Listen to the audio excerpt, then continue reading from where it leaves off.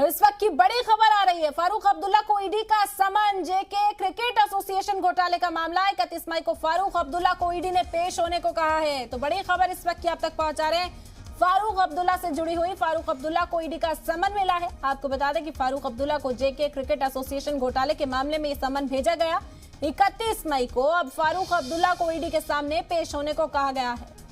जम्मू कश्मीर के साबिक वजीर आला फारूक अब्दुल्ला से जुड़ा इस वक्त का बेहद अहम मामला। फारूक अब्दुल्ला को ईडी का समन भेजा गया।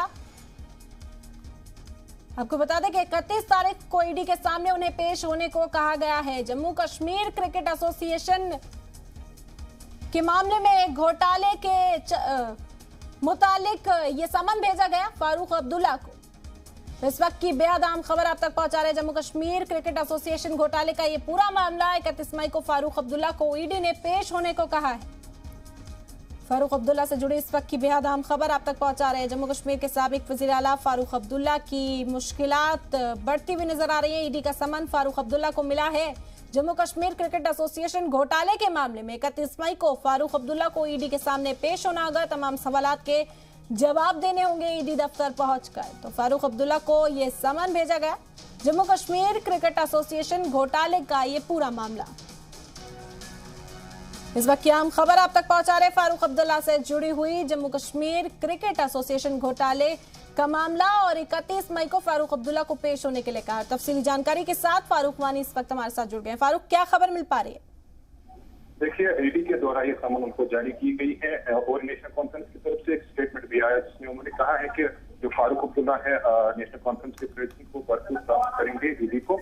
और इससे पहले भी जिस तरीके से क्रिकेट स्कीम घोटाले में भी उनका जो नाम है वो आया था, उसके बाद उस पर लगातार ईडी उनसे पूछताछ कर रही थी।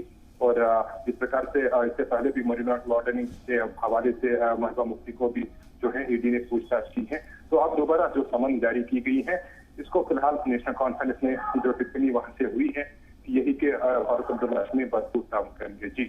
जी, और इसके चलते फारूक अब्दुल्ला को अब ईडी के सामने पेश होने की जो तारीख दी गई है वो 31 मई है। फारूक जी बिल्कुल, 31 मई को उनको कहा गया है कि वो ईडी दफ्तर जो श्रीनगर है यहाँ पे अपने आप को हाजिर रखें और उनसे पूछताछ इस हवाले से की जाएगी। और फारूक अब्दुल्ला की तरफ से भी जिस तरीके से बयान आया है कि वो ईडी के सामने जो है सारी चीजें रखेंगे, बल्कि उनके अंदर किसी भी प्रकार का कोई ये ऐसा मामला नहीं चल रहा है जिसको लेकर वो ईडी से नकार कर सकते हैं। उन्होंने कहा है कि वो बिल्कुल ईडी के साथ बरोबर जो है सहयोग करेगा।